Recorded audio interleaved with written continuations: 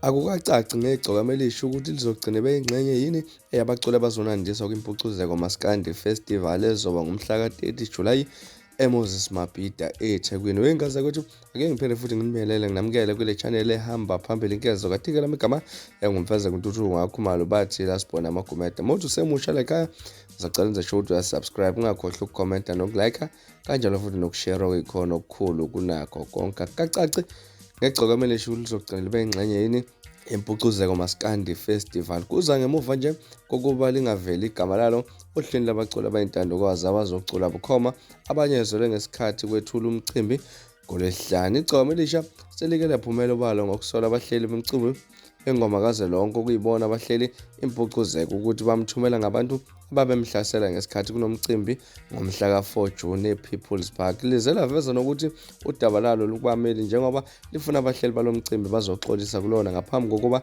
lithathe izinyathelo zomthetho. Omunye wabahleli bemcimbi uXolani Mcineka uthi akukho umculi abanenkinga futhi nohlu elabamenyezela eMoses Mabhida ngoLwesihlanu alukapheleli. Abaculi abanyemezela lapha bazocola bukhoma kuphela basazomemezela olunye uhlu labaculi be-backtrack bese kuba ngolunye futhi labaculi abazosebenzisa ama-CD. Njengamanje naye akakwazi ukuthi baphi abaculi abazoba khona njengoba ikomiti lisabonisana nabazoqashwa ngeMpucuzeko. Akekho futhi nomculo esabeke babheka nendlela yokuziphatha kwakhe baze bafika esinqumweni sokuthi angeke aze aqashe. Kusho laphana uXolani Mcineka. Lithinta iGcokamelisha alicacisanga ukuthi lizimisela yini noma lizimisela ukuthi izoba ingxenye yempucuzeko maskandi festival. Lithe impucuzeko uyithatha njengeminye imicimbi efana neminye avamisile ukuqasha kuyona nje akusho ukuthi uma aqashe kwabazocula bukhoma noma kwabazo-backtrack ukuba khona kwakhe nje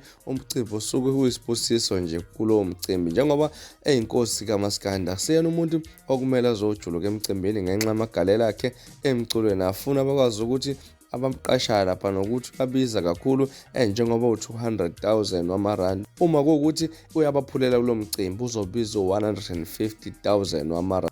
Akukhathalekile ukuthi uzokwenzani, nesho nje angaqashela ukuthi azoveza ubuso bakhe kuphela laphana ukudubiza nje imali engaphezulu kuka100,000. Chazani laphana umfowethu iGcokamelisha ngesikhathi kwethula umcimbi ngoLwesihlanu Mcineka ukuthi akukhathalekile ukuthi umculo unabalandeli abangaki ngoba akekho ozoqasha ngokuthi ulandelwa izikhumbi zabantu.